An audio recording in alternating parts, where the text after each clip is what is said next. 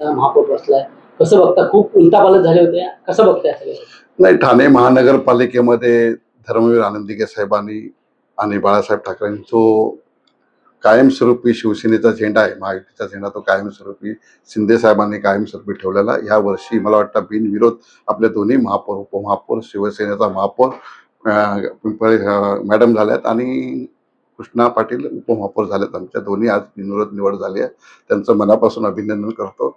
आपल्याला महायुतीमध्ये 104 नगरसेवक आलेले आहेत. त्यामुळे 100% आपला या आणि ठाणे महानगरपालिकेमध्ये ठाण्याच्या जनतेने सन्माननीय महाराष्ट्राचे मुख्यमंत्री देवेंद्र फडणवीस, आमचे मुख्य नेते एकनाथ शिंदे साहेब यांच्यावर जो विश्वास ठेवून लोकांनी मतदान केलंय, त्याच्यामध्ये आम्हाला वाटतं की या मात्र 100% महायुतीच्या बाजूने लोक होते. साहेब, अ, हे वारंवार एकनाथ शिंदे साहेबांवर आरोप करतायत. संपवण्याची भाषा होते शिवसेनेला. कसं बघताय या सगळीकडे? काय तुम्ही उत्तर द्याल? बघा, महायुतीमध्ये ज्या गोष्टी बोलत असतात ते समजलं का की ज्या आपण शिंदे साहेब याच्यात जास्त महत्व देत नाहीये आणि पक्षाच्या माध्यमातून आपण पक्षाचं काम करत असतो. कोणाला मोठं व्हायचं असतं त्या माध्यमातून त्याच्यामध्ये चर्चा करत असतात, त्याच्यात दुर्लक्ष करतो आम्ही.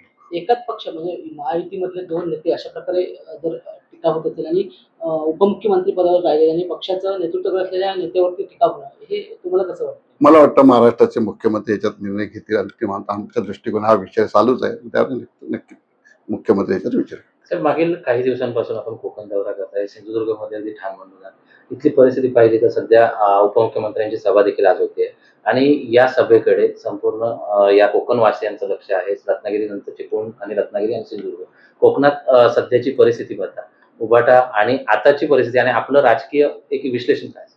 नाही, मला वाटतं मी 4 दिवसापासून कोकणामध्ये सिंधुदुर्गामध्ये फिरतोय.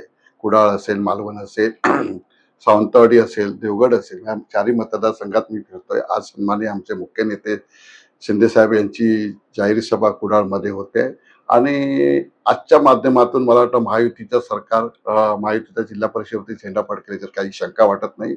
मला वाटतं 40 ते 45 सीट महायुतीच्या जिल्हा परिषदेवर येतील आणि पंचायत समितीचा पण त्याच माध्यमातून मला वाटतं त्यांचा विजय होईल आणि मला वाटतं सिंधुदुर्गामध्ये बिनविरोध पण जिल्हा परिषदेत 5-6 सीट झालेत, 10-15 सीट मला वाटतं पंचायत समितीच्या झाल्यात.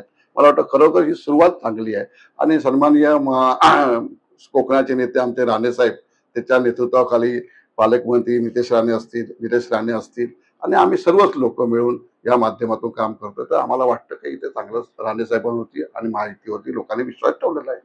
साहेब, कोकण हा शिवसेनेचा बालेकिल्ला म्हणून बघितलं जात होतं. ठाकरेंना मानणारा वर्ग या ठिकाणी होता. मात्र आता जर बघितलं तर नगरपंचायत निवडणुका असतील किंवा आता जिल्हा परिषद निवडणुका वगैरे, ठाकरे शिवसेनेचा कोणी मोठा नेता या ठिकाणी आलेला नाहीये. संपूर्णपणे दुर्लक्ष झाल्याचं चित्र आहे. काय वाटतं तुम्हाला?